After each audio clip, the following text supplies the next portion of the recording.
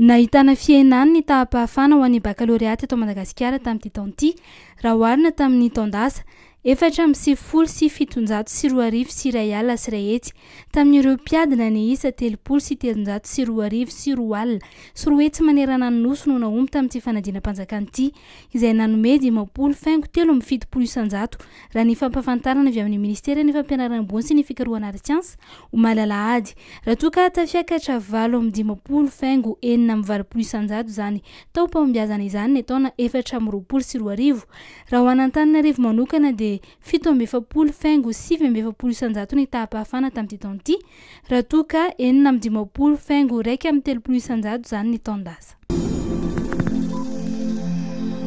Nataony Zomato ny famtorana ireo olona voaroarono ny Rarabo 1777 teny amin'ny tendrom-pitsarana miady amin'ny kolokolo teny amin'ny 720 hektara. Olona 20 no nahiditra amin'ny fonja vonjomaika rehefa avy nohenoan'ny fitsarana no sarahana ny fonja nandefasana ireo olona ireo. Misy ny nateriny amin'ny fonja Nambotrabiby, Antanimora, Tiafa ary Manjakandrina. Misy 330 ireo voasarimotra tamin'ity Rarabo 1777 ity. Ireo 20 ireo ihany kosa ny miakatra fa mipanoavana raha mbola karohana ansivy. Anjaran'ny fitsarana avy na ny haute cour de justice kosa ny fitsarana ny ministra teo aloha izay noesorina no ity raharaha ity.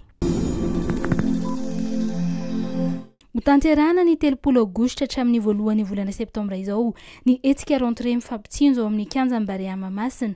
Fihenam-bidy hatramin'ny 10 isanjato ary fitaovam-pianarana rehetra ho an'ny mpianatra manomboka amin'ny garabola hatramin'ny kilasy famaranana no hotazana eny an-toerana mandritra io 3 andro. Raha ny fampafantarana avy amin'ny fiadidinan'ny Repoblika dia hetsika efa nomezan-tanana ny ray aman-dreny hiatrehana ny fidiran'ny mpianatra ity hetsika ity ary hotazana manerana ny nosy ihany koa ny hetsika.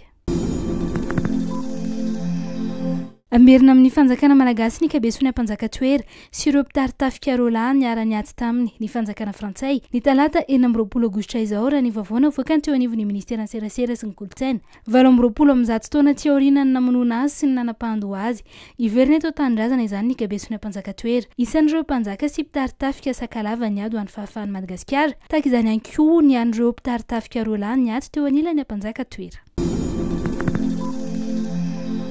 Raha mpitso talata no ifanandrina amin'ny Faucon de Jediana ny Soudan ny Barea mandritra ny lalao manasa-dalàna ny fiadina ny tompon'akany Afrika ao amin'ny taranja baolina kitra na ny CHAN. Lalao izay atao amin'ny kianjan'ny Benjamin Mkapa ao Dar es Salaam Tanzania. Ilaina ny fanohanana ny rehetra ho ny mpanazatra Romeo Rakotondrabe nandritra ny falandresaka ho an'ny mpanao gazety androany Alatsinainy.